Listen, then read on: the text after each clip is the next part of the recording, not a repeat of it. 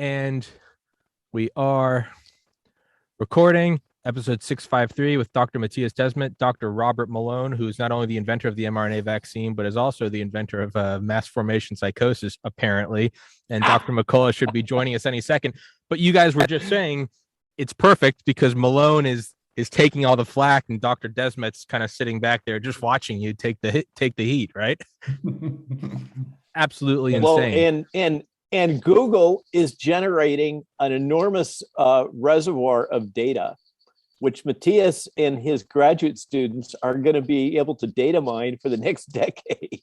Yes. Basically validating Matthias's thinking. They can do research for the next 20 years on these data. I was thinking about that the last couple of days. You know, I did aquatic toxicology research in college, not because I was interested in it, but because it helped me get into medical school. And I remember remembering how excited my professor was that she got this published. And she was like, you know, no one ever recognizes the names of things. And I was just thinking yesterday, I was like, Dr. Matthias, this is like the kid playing baseball in his backyard, pretending he's hitting the grand slam. Like your hypothesis is trending more than any celebrity is right now. But because Dr. Malone's been on here and because he was just on Joe Rogan and now the whole world knows him even more. And when Dr. McCullough joins us, he's been on here before. Everyone knows who he is. Dr. Desmet, please introduce yourself. Well, I am a professor in clinical psychology at Ghent University in Belgium. It goes without saying that I speak on my own behalf, always not on the behalf of the university. I don't see why I would talk on behalf of an institution, but anyway, it's good to mention, I think. But I'm a professor in clinical psychology at the University of Ghent, Belgium. I also have a master's degree in statistics. I don't call myself a statistician because for me, a statistician is someone who is involved in statistics day in, day out. And that was only the case in the first 4 years of my academic career, and later on I focused more on personality structures in the way that the personality structures were influenced by the people around them and by the groups people belong to.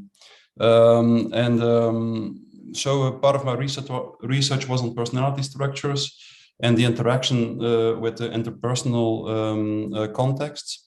And then I also did a lot of psychotherapy research, and I lectured on mass formation, group dynamics actually at Ghent University. And one of these group dynamics is mass formation, which a theory which can be applied to the Corona crisis, I think. So that's about what I do, I think. I also have a clinical practice as a psychotherapist here in Belgium, besides my academic work. And Dr. Desmet's now been initiated into the club of people who I harass to get on here and sending emails and calls and nonstop. As Dr. Malone's smiling because he knows all too well. Dr. McCullough just texted me. He'll be here in about 10 minutes. He's on TV right now, so he'll be here. But Dr. Malone, could you kind of go over for everyone listening what exactly this is? Because you and Dr. McCullough both talked about it on Joe Rogan, and you both kind of brought up, you know, it's the 30,000-foot view. It's what's going on, right? You introduce this problem, you separate everyone, you cause endless stress and fear, and then much like when you're trying to make a bed. Or much like when you're trying to pack a bag, I was just in the airport for 2 days, and you're trying to get everything towards the end, and all the air bubbles up in one spot, and it's about to explode. It kind of seems like that's the mass formation psychosis. And then what you can do as a leader or a Führer is you can take that one little spot and go, now, what do I want to happen? So, Dr. Malone, could you kind of discuss the importance of this? And if you want, all the flack you're catching is now Dr. Malone, far-right conspiracy theorist, claims that United States is a mass formation psychosis, which I have just been laughing at for the last couple of days. Okay, first off, just so we're clear, explicitly clear to the audience, this is not my work intellectually or academically. I am a student of Matthias Desmet. I have carefully listened to multiple podcasts that he has done. I have absorbed it to the best of my ability, but I am a student learning at the feet of the master on this topic area. You're asking me to summarize, just as you just summarized, my understanding, Yes. and I look forward to learning more during this podcast. Okay, Yes. so a very humble position, and very grateful for the teaching I've received from Matthias through his various podcasts.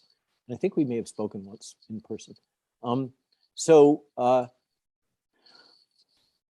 my construction would be a little different from what you just laid out. You used language that had verbs and adjectives and pronouns which were built within a logic structure of intention. And if I understand Matthias correctly,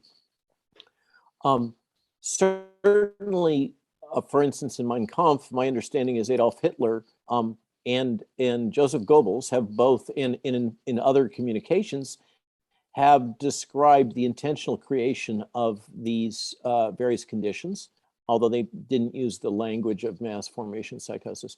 But my understanding of the current situation, my mental construct based on Matthias's teaching, as I've tried to learn from, is that these conditions, these pre-existing conditions were an emergent phenomena of social trends within broader global society. Those included the social bond disassociation, which among other things may be the consequence of various electronic media and devices that we've used, but probably also has other social drivers.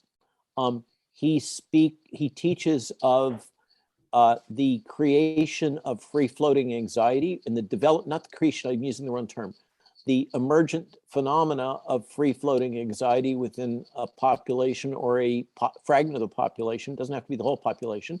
He teaches it could be 30% of the population, for instance. Develop this free-floating anxiety, and I would use the term angst, a sense of not only social disconnect and free-floating anxiety, but various emotions along the spectrum, which includes anger. Also a sense he speaks of, as I recall, of a sense of depersonalization. So he teaches, at least to my ear, that there are a set of preconceived social phenomena, which are, to my eyes, often associated with periods of fairly rapid social disruption. I think that social disruption and the failure of existing social structure solutions, such as existed in the French Revolution, prior to the French Revolution, and the Russian Revolution, and the conditions in Germany after the armistice. And I suggest that another exemplar may be considered to be the events in the United States around the blacklisting for communism. My sense, I haven't heard Matthias speak about this, but my sense is that just so McCarthyism would be another exemplar that might fit with Matthias's thinking that's more modern. And that my learning from Matthias is that these conditions existed up into the fourth quarter of 2019, and that then there was a seminal event which focused the entire world quite literally. I remember living through it online. I was at the tip of it because I got this call from Wuhan from a CIA officer on January 4th, and I was active in social media. So I got to experience in the first person this obsessive focusing that Matthias teaches about, which is exactly analogous to the focusing of an individual on an object, moving watch, a spiraling graphic, these various tools that are used to elicit a state of hypnosis. And Matthias teaches in my learning from him that this formation of a hypnotic state by obsessive focusing after having these pre-existing conditions of depersonalization, anxiety, etc., can create the formation of a common bond around a cohort of the population that shares this obsessive focus on this event. And that when that occurs, they will identify with a leader. And that once that leader is identified, that leader can do no harm, can do no foul. Anything that that leader says and can do, because the leader is perceived as the source of resolution of their psychological pain, their anxiety and free floating. And I'm persuaded, I'm going to just editorialize, in my construct, cognitive dissonance and psychological pain are probably the biggest motivators of human behavior, particularly in a condition like this, that people will do extraordinary things to relieve the psychological pain that they may encounter from various situations, including cognitive dissonance. And my sense is that what Matthias is teaching us is a fundamental aspect of human psychology that has to do with relieving the pain of these types of anxiety events and disassociation events.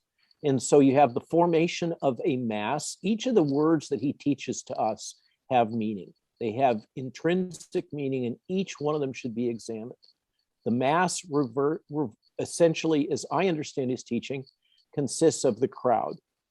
That when he speaks of mass, it's kind of synonymous with crowd.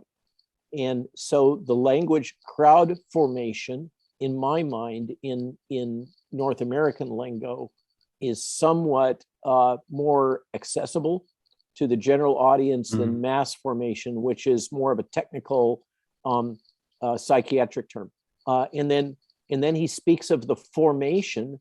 That is this sudden cohesion of a group, a crowd, around this set of events and this shared consensus that there was a pre-existing sense of a failure of the normal world, and a particular event or ethnic group or other I'm using that or some alternative other group or person, which becomes the focus of the attention and is perceived that the suppression and rejection or killing of this alternative group, depending on which episode in history we talk about, becomes one of the focuses of this leadership and of the mass, the crowd that is formed.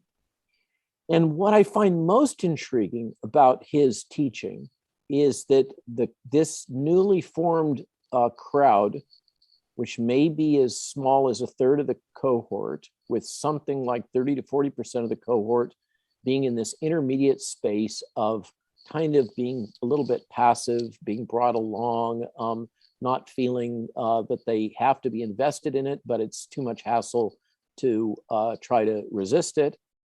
So that cohort that is so formed will move through, and Stalin being the notable example. Matthias has this excellent interview where he speaks about what happened under Stalinist Russia and how the formed cohort representing Stalin's Communist Party moved through extermination, as documented by Solzhenitsyn and others, of both the enemy cohort, and then, having consumed it, turned on itself. And what he hasn't and consumed, I think he said 80 million, a large fraction of the total Communist Party in Russia was consumed by this psychosis, and because they had basically run out of targets. There were not when really. he spoke about that, when he spoke about that, just to finish my thread, I'm sorry, Matthias, I look forward to your helping me get things more precise. I was reminded of the Jacobins post-French Revolution, where they turned on themselves and the guillotine started chopping off members that were not sufficiently pure, etc. So that's my summary of my understanding of his teaching. Now, please fix what I got wrong. I agree with pretty much everything you said, Robert. I would underline a few small differences, such as the fact, and add some things, of course, here and there. For instance, I didn't use the term mass formation psychosis. I prefer the term mass formation because, in my opinion, as a psychologist, as a clinical psychologist, you have to be very careful with using diagnostic terms because they can easily have a stigmatizing meaning, and they are both from an ethical and also from a pragmatic perspective, can they be a little bit counterproductive, I think.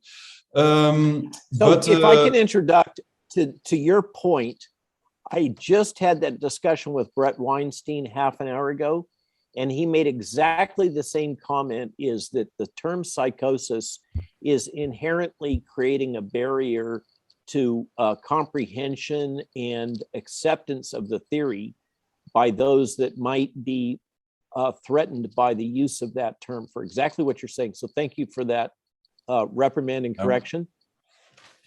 Yes, but what is very accurate in your description, I think, or what is very much in line with how I have been trying to explain what happened, is that it is predominantly an emergent phenomenon, as you call it. I guess you refer to complex dynamical systems theory, and it is to a large extent an unintentional phenomenon. And as you said, like, we have seen mass formations and crowd formations as long as mankind exists. But the strange thing is that throughout the last 2 or 3 centuries, mass formation becomes increasingly strong and it lasts longer. And the masses become larger and larger, more and more people are involved in it.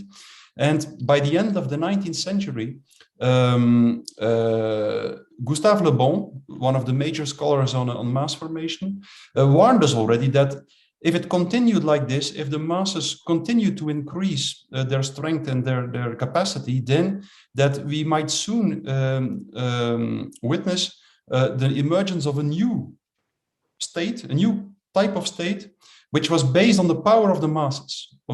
And that's exactly what happened in the first half of the 20th century in the Soviet Union and Nazi Germany, which were one of the few historical examples of large-scale mass formation. So I agree, like it's an unintentional emergent phenomenon, which became stronger because the number of people who felt socially isolated increased throughout the last 3 centuries. And this increase in the number of socially isolated people was almost perfectly correlated to the degree of mechanization and industrialization in the country. So the more industrialization and the more people use, as you refer to, I think, technological devices, the more they feel socially isolated. This became, that's one of the major reasons why mass formation became increasingly strong throughout the last centuries. And now what we noticed indeed just before the corona crisis was that the number of socially isolated people was extremely high. For instance, the US Surgeon General talked about a loneliness epidemic. And in Great Britain, a minister of loneliness was appointed by Theresa May, because they acknowledged that loneliness was a major threat to the health of people. And under these conditions, something very strange happens. The loneliness is actually the number of socially isolated, socially atomized people, as Hannah Arendt calls it, is the central characteristic. And related to that, there must be a lot of, these are the 4 conditions that I described already a few times. I will, yes. Shall I repeat? Can you, Yeah. no. Can you give a number? I recall from one of your podcasts that number may have been 60% in the US. Did I get that right? Yes, of 60% of the people who reported that they had no meaningful relationships at all, which is huge, which is huge. And as a consequence, and that's a second condition which is important, as a consequence, these people usually also feel a lack of meaning making in life, lack of sense, because human beings are really social beings. And if the social bond is disrupted, they typically experience their life as meaningless.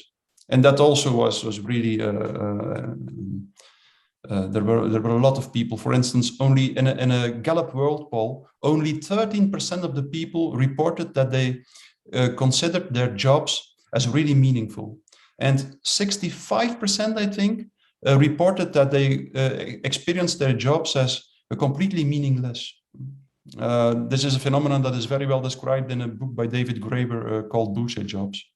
And then the third condition, also, which is also a consequence of the first two conditions, is that there has to be a lot of free-floating anxiety. So anxiety that people cannot connect to a mental representation. And that's extremely important, because if we know what we're anxious for, we will not be as anxious as... Yes, it's an extreme. The situation in which someone is confronted with anxiety without knowing what he's anxious for is extremely aversive to a human being. So, and the fourth condition is also a logical consequence of the first three conditions. It means that there has to be a lot of free floating frustration and aggression. People have to feel frustrated, aggressive, without knowing what they are frustrated and aggressive for. And indeed, under these conditions, the population is sensitive to a very specific phenomenon. If under these conditions, a narrative is distributed through the mass media, indicating an object of anxiety, and at the same time providing a strategy to deal with the object of anxiety, something extremely strange happens in a society.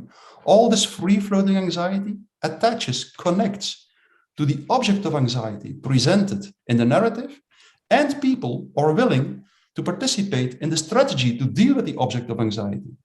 And that in itself leads to the most important aspect of mass formation. Because everybody participates in the same strategy, a new social bond emerges and people feel less isolated, but in a symptomatic way. Because the new social bond and the new kind of meaning making is always destructive in nature. And that's because of the fourth characteristic. There was a lot of free-floating frustration and aggression. And all this free-floating frustration and aggression is now directed at a specific group in the first place, the group who doesn't want to participate in the mass formation. And that's what we've seen time and time again throughout history, that mass formation has this destructive characteristic. And in the end, also this destructive characteristic becomes self-destructive. Because once the enemy is destroyed, the mass formation won't stop, because people know if the mass formation stops, they will be confronted again with all this free-floating anxiety, with all the frustration and aggression, with the lack of social bond, and so on. So what they typically do, in most cases, it's not necessarily like that, but in most cases, is they look for a new enemy which can be made the object of anxiety, which can be destroyed, and so on. And that's why mass formation always ends up as a monster that devours its own children. And that's a term that I borrowed from Hannah Arendt, a monster that devours its own children. And what's so strange about the phenomenon is that because all this free-floating anxiety is connected to this mental representation of the object of anxiety, it seems as if the only part of reality that still exists is the object of anxiety and the strategy to deal with it. That's an extremely strange, remarkable aspect. And that explains why it has the same psychological effects as hypnosis, because in hypnosis, that's exactly what happens. Someone focuses the attention of someone else on one specific point of reality, and once he succeeds in doing this, it is as if the rest of reality does not exist anymore, to the extent that in hospitals, this happens from time to time, that people who are allergic to chemical sedativa or hypnotized to make them insensitive to pain. And it's really a simple hypnotic procedure that is sufficient to focus the attention of someone so much on one aspect of reality that he won't feel that the surgeon starts to cut through the bone, through the skin, the flesh, eventually sometimes the bones. The focusing of attention is an extremely strong psychological mechanism, which explains also that during mass formation, the leaders, the totalitarian leaders, can take everything away of people without them noticing it. That's one of the most remarkable aspects of the phenomenon of mass formation. And also I will add one more thing. Another characteristic of the phenomenon of mass formation is that the narrative that leads to the mass formation typically becomes more and more absurd. And the strange thing is that people don't seem to notice this. But actually, you can perfectly understand that once you understand that the reason why people buy into the narrative is not in the first place because the narrative is correct or scientific or accurate. The reason why people buy into the narrative is because it creates this new social bond. And that's why typically during mass formation, the people who don't want to conform to the masses, who don't go along with the narrative, are typically approached that they lack citizenship and solidarity. So that shows what it is all about, the creation of a new social bond. People want to get rid of the feeling of social isolation, atomization, the free-floating anxiety. That's why they buy into the story, even if it becomes utterly absurd. And you could even go one step further. The more absurd the narrative is, and the more absurd the measures are, for instance, in the current situation, the more successful they will be for a certain part of the population, the part of the population that is really into the mass formation. Because the measures have the function of a ritual. They have the function of a ritual through which an individual shows, by participating in the ritual, the individual shows that it is less important than the collective. And that's what ritualistic behavior has always been. A ritual is a kind of behavior which is without pragmatic meaning or sense, but which is a symbolic kind of behavior through which an individual shows that it belongs to a collective and that it wants to sacrifice something of itself, which is important, in favor of the collective. So that's why we make this strange observation that no matter how absurd the measures are, they continue to receive a substantial support in a certain part, major part of the population, which is usually about 30%.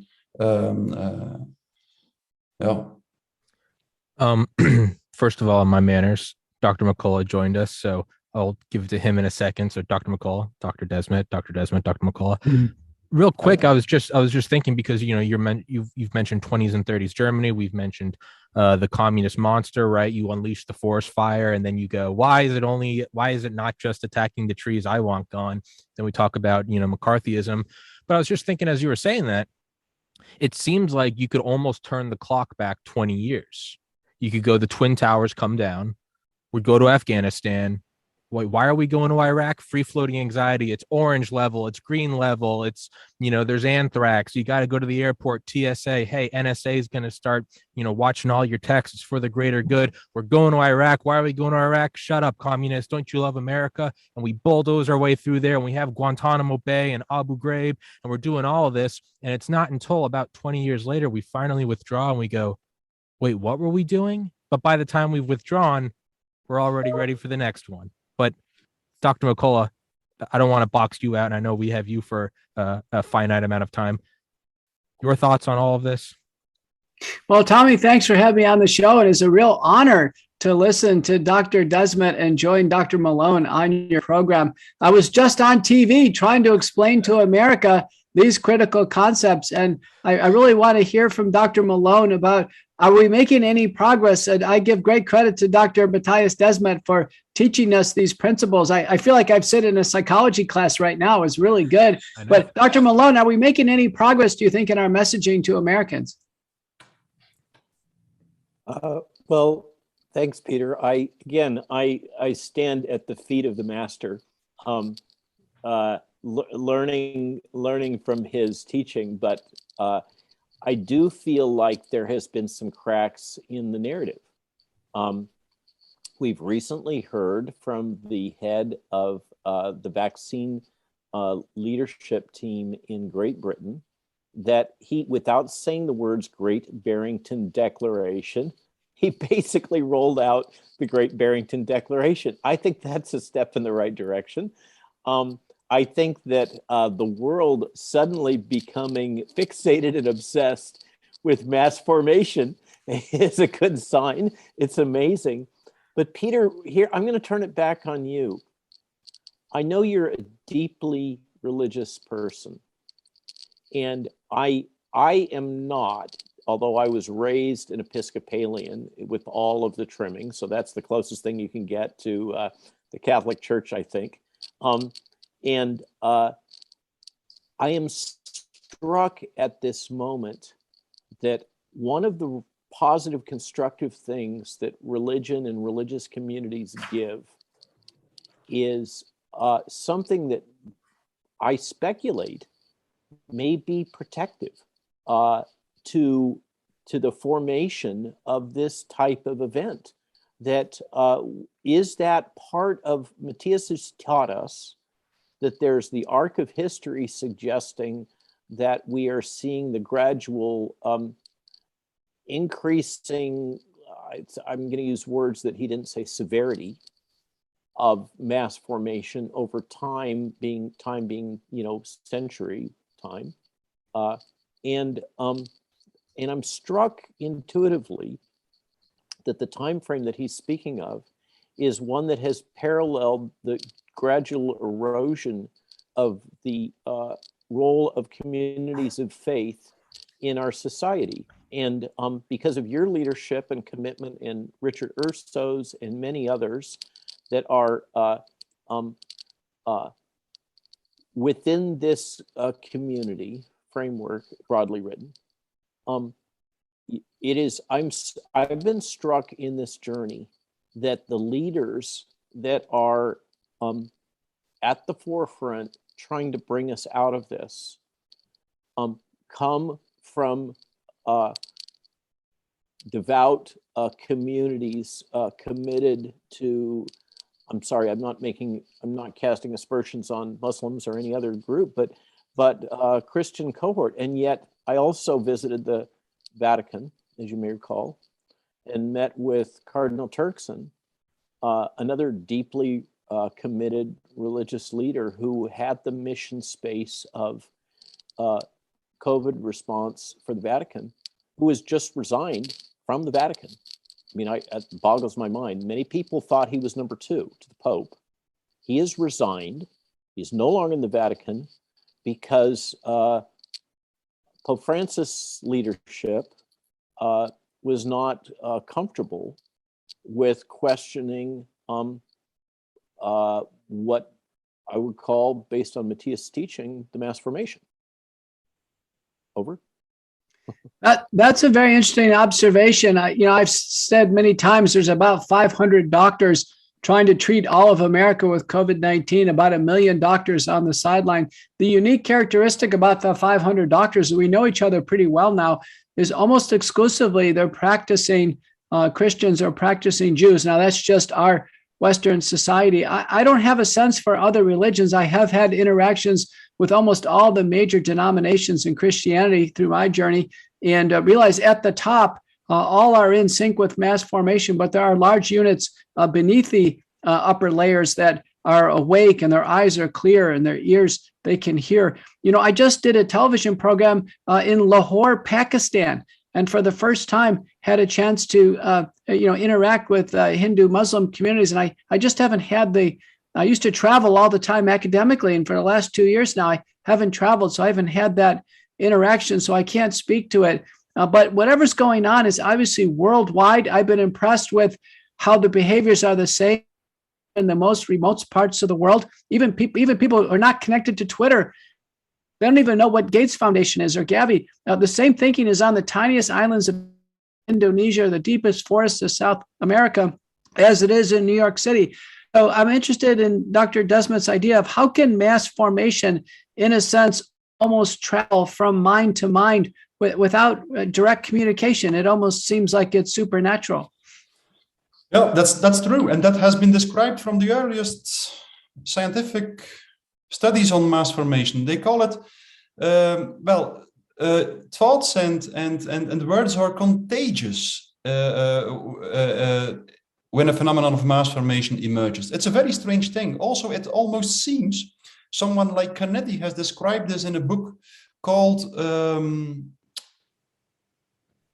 The Crowd and Power or something. I don't know. It's Elias Canetti. It's a writer who wrote a book on mass formation, and he also describes that if you look how masses when a crowd when it physically emerges, when it physically comes together in a city, for instance, how exactly it emerges, it's very strange because people seem to feel attracted in a strange way to one spot in the city, and it's very hard to explain how the crowd actually comes into being. And you see the same phenomenon in starlings when in starling swarms.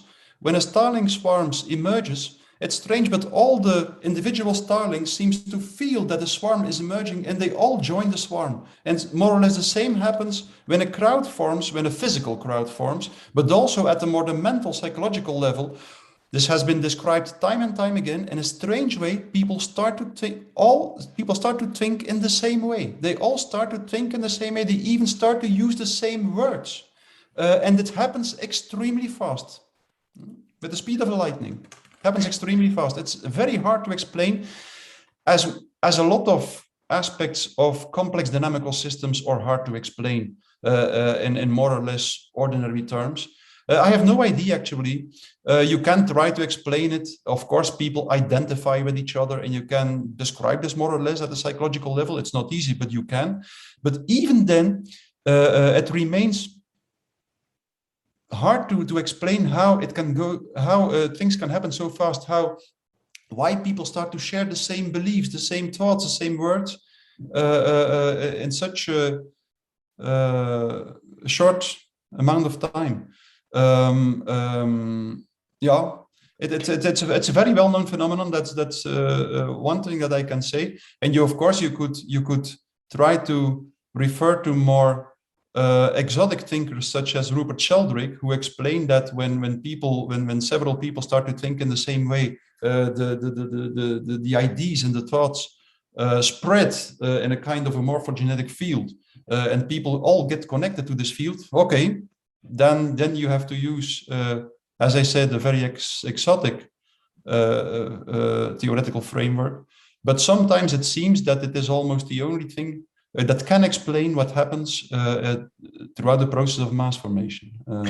Now, Dr. Desmet, what are the characteristics of those who resist the mass formation? It just doesn't make sense to them. They seem to feel so completely different. That group seems to develop. It's small. Typically, the minority is those who don't join the formation. But they also seem to be galvanized and cohesive. What's your viewpoint? Well, that's also a very good question, because it's always has been a question as to why a small part of the population defies the crowd. So it's two things have always been remarked. One, the group who defies the crowd, who does not go along in the narrative with the narrative that leads to the mass formation, is always very heterogeneous. It comes from all kinds of political backgrounds, all kinds of socioeconomic status, all kinds of professional backgrounds. It's very hard to define them, to find something that this group has in common. It's probably, it can be explained, or probably the reason why some people do not buy into the narrative, or do not or are not grasped by the process of mass formation, probably has to be explained on the basis of such characteristics that can only be defined at the level of individual psychology. For instance, if you look at, there are different personality structures, and these personality structures are all based on different mechanisms to find stability at the psychological level. And some people typically will look for stability or will try to find stability by identifying with certain ideal images that circulate in a society. And other people will much more try to find their stability by something that people as Foucault, but also the ancient Greeks, called truth speech. And so these people always try to take a rational stance. They try to think critically about mainstream narratives, about dominant narratives, about these narratives that are accepted by everybody. And they find a certain stability by always trying to speak out in an as truthful and an as sincere and honest way. So that's that at the level of individual personality structures, you can clearly differentiate between personalities that are based, that look for stability in the one direction or the other. And it's probably the case that it are these people that do not look for stability in commonly shared ideals or ideal images or shared narratives that defy the masses. But of course, that doesn't explain everything. It's every time again, almost every major scholar, such as Gustave Le Bon, Sigmund Freud, Canetti, Hannah Arendt, they all have stressed time and time again how hard it is to understand why and what defines what characteristics are shared by the group who is not into the process of mass formation. It's very hard to define. It's extremely heterogeneous. Yes, Robert. Matthias, would Socrates be a prototype example of the that sub-cohort that you just described? Can you come again, Robert? What? How did you call it? The Greek philosopher Socrates. Oh, you yes. just described, yeah, right. I think what I just heard you say, in other words, was that those that perceive the world through the intellectual framework of the Socratic method are aligned with one sub-cohort of these that are less susceptible. But you previously taught, as I recall, that often highly intelligent people are as susceptible or more susceptible to the mass formation than the average person. But the reason why I'm asking this thread is in our own example, there are some exceptionally accomplished academics, Peter being an example. And they, for some reason, particularly this cohort that has been at the forefront of early treatment, if you look at them, these are extremely well-trained, highly accomplished physicians that have not been susceptible. And I wonder if the parallelism here, the cause and effect, is that these guys, I shouldn't be gender specific, I'm just using that in general, those that have this spectrum of behaviors and psychologies that have been so successful as academics, maybe part of what has made them successful is that they think in this way, that the common slang is out of the box, in which they are constantly questioning the dominant narrative. Over. Mm. Well, there is one thing is clear, and it is that the higher the level of education, the more susceptible or the more vulnerable people usually are for mass formation in general. And so that's something surprising, but and you can also try to explain that from a psychological point of view. But Gustave Le Bon mentioned it, Hannah Arendt mentioned it, almost everybody mentioned it that has been studying mass formation. The higher the level of education, usually the more vulnerable for mass formation. So Peter and I are constantly subjected to the question, what the heck is going on with all your physician peers? Yes. You may have just given us the key to that lock.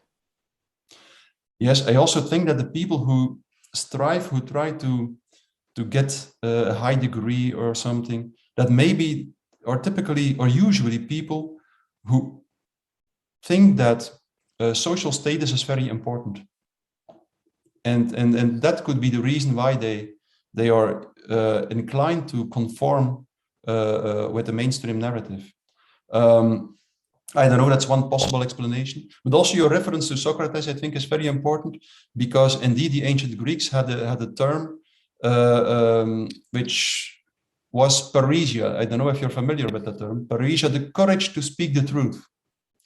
So they felt like society could not function well if there were not enough people who had the courage to speak the truth. So they called it parrhesia.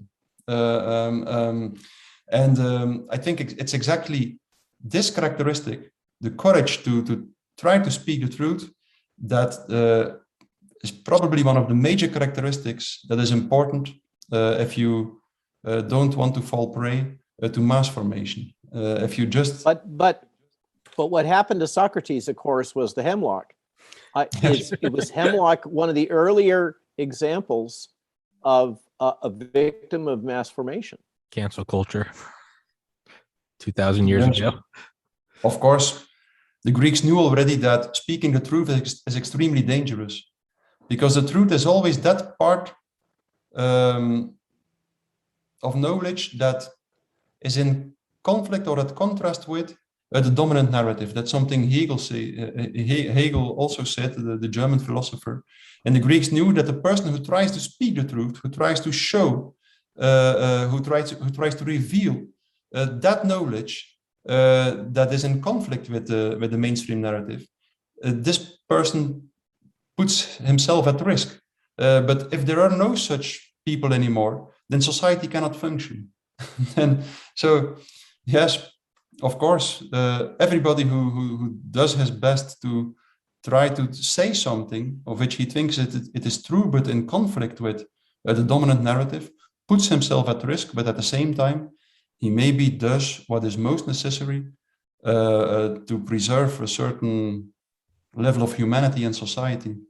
Yeah. You can see that with Galileo, with Bruno, or even more recently, you can see it with Joseph Lister. I mean, if you replaced, we've always talked about how you could replace the term Jew with unvaccinated and just get a peer into the past. I mean, you could replace ivermectin with phenol or carboxylic acid, and you can get to know Joseph Lister. I mean, all the same thing. There's a great book by Lindsay Fitzharris, but they talk about how they would bring him in and they say, hey, we'd love to have you here. We know you're one of the most accomplished doctors in the world. Just don't use your antiseptic technique. We don't want to hear about it. Everyone knows germs aren't real. But I mean, you can just replace ivermectin with there, and it's the same thing. And it's, we don't want a part of you. And just like Galileo or Bruno, Lister actually got to live to see it. But towards the end of his life, everyone started coming around, and they went, they looked at the Civil War and they go, when these guys have these huge wounds in their legs and we're packing it with dirt and they're all dying, and then Lister comes along and it's like, hey, just put a little alcohol on it, and then they live for 30 more years. You can see that it's not for nothing, because it echoes through the centuries, where you can look back and you go, I'm not crazy, because all these guys thought they were crazy and they stuck with it. And now we look back to them and we hold them up. We go, they stood for the truth. And that is how society continues to function. It's really beautiful. You only need one. You just need one, and society moves forward. And you have to do that. And that's the only way. That mass formation psychosis seems like it can cloud the whole globe. But eventually the truth comes through, and then it shines there like a light. And then you go over the horizon and you can kind of see that light. And then you stand up for your truth. And then another century goes by and you can look back and you see one little truth.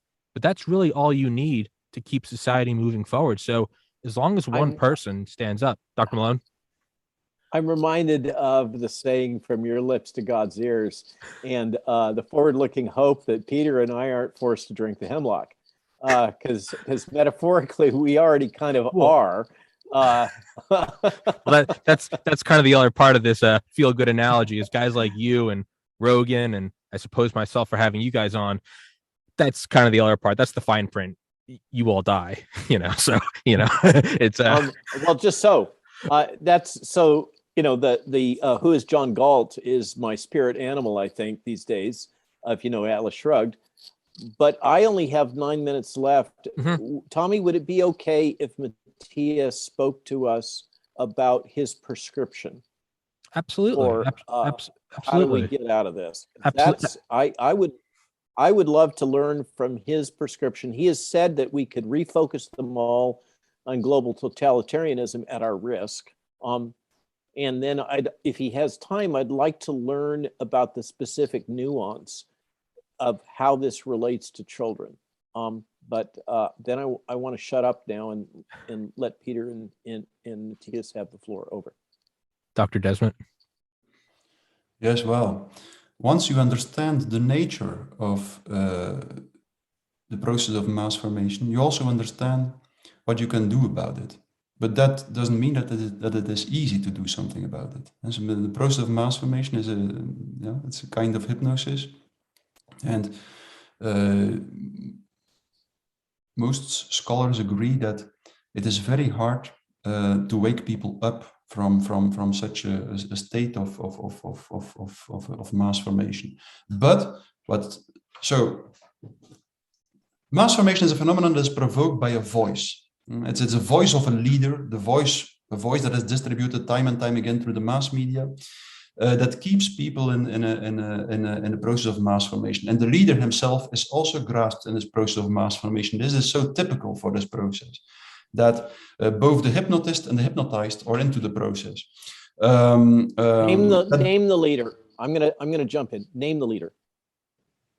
Name the leader. Yeah. In this case, the leaders are the experts. It's clear that the authority and is situated now in the experts and the technocrats, you could say. So that these people are pronouncing time and time again the narrative in the mass media, and they believe in the underlying ideology, usually, but very often they don't believe in the exact narrative that they distribute. Usually they are so fanatically convinced that their ideology is what will save the world, that they feel that it is justified to manipulate a little bit, to lie a little bit, just to convince people. So this is Plato's noble lie. Can you come again? You just described. This is Plato's noble lie. Yeah. Well, but it is the voice of the leader that keeps the people into the hypnosis. And once you understand that if you want to make the mass formation less deep, then it is quintessential that there are people who continue to speak out and who voice a dissonant voice in society, because this will disrupt the process of mass formation. That is the most basic and the most important thing we can do. In the first place, we have to continue to speak out. In the second place, we have to connect in the real world, in small circles that overlap a little bit, forming networks with people vaccinated and unvaccinated. It's not important, but just try to connect in the real world with people who have the feeling that something is wrong. So, and then in the next step, so it's very important, if we try to convince people, if we try to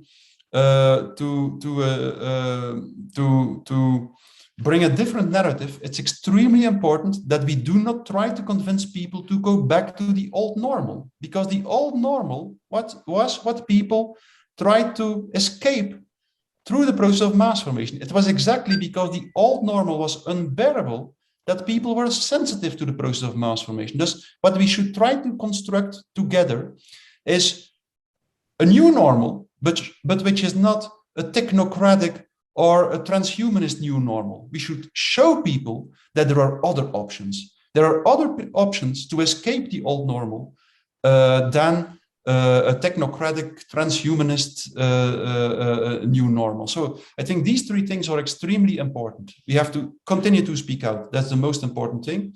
Then we have to try to connect, and we have to construct a narrative altogether, a new normal, showing people that there are other options to escape the old normal.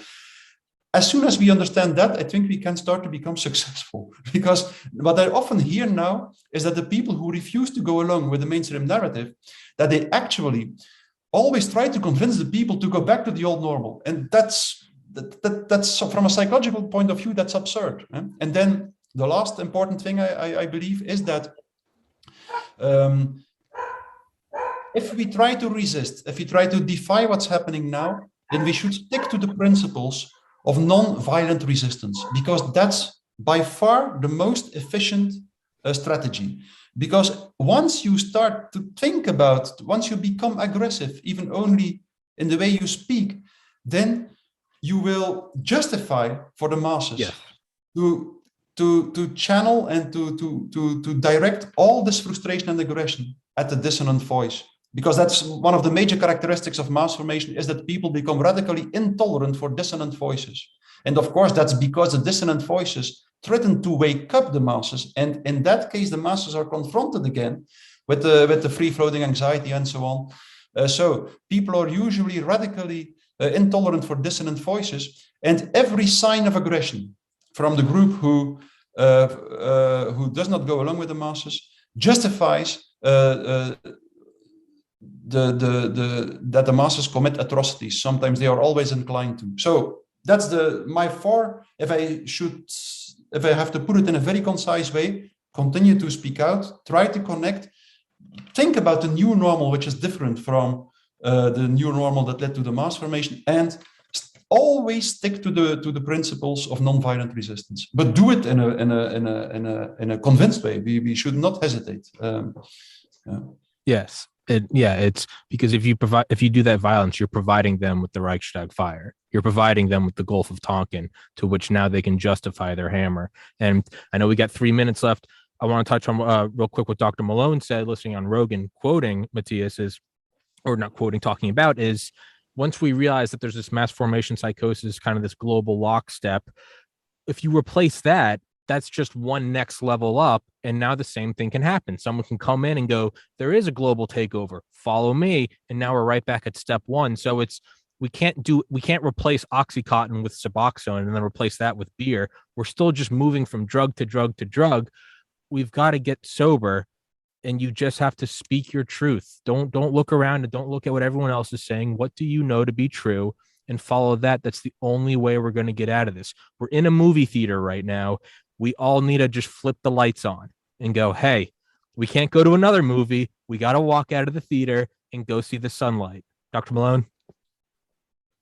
What I just heard, the prescription from Dr. Desmet, is that Peter and I are morally obligated, because for better or for worse, many people seem to identify us as the tip of the spear in this case.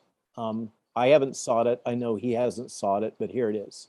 What I think Matthias is teaching is that we have a moral obligation to continue on this track, recognizing the risk that we may be forced to drink the hemlock. But we're locked into this. We must keep doing it. We have no choice. And we have to do it with an open heart.